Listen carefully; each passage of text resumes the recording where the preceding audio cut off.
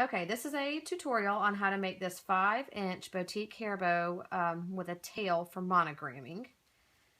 First, you'll start out with a 30-inch long piece of grosgrain ribbon, or whatever ribbon you choose. This is a 1-inch wide grosgrain ribbon, and you'll need a needle and thread to sew your ribbon together. Okay?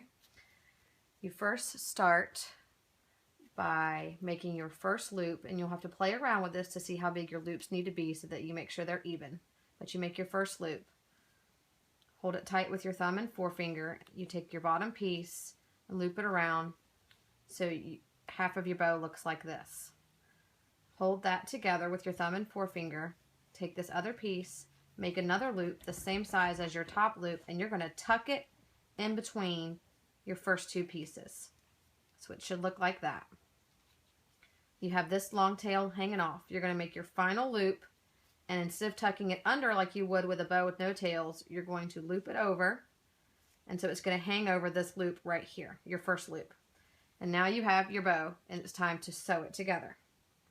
I come in from the back, straight up through the middle, and then I hold my needle in my teeth so that the thread is pretty tight. Then I'm going to fold it up on itself and then down like an accordion.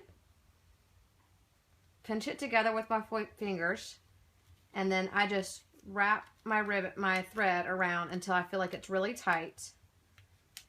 Hold it down and feed the needle underneath the the thread that I've already wound around to tie off in a knot.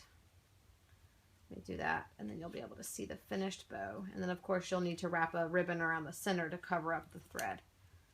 Then you just cut that.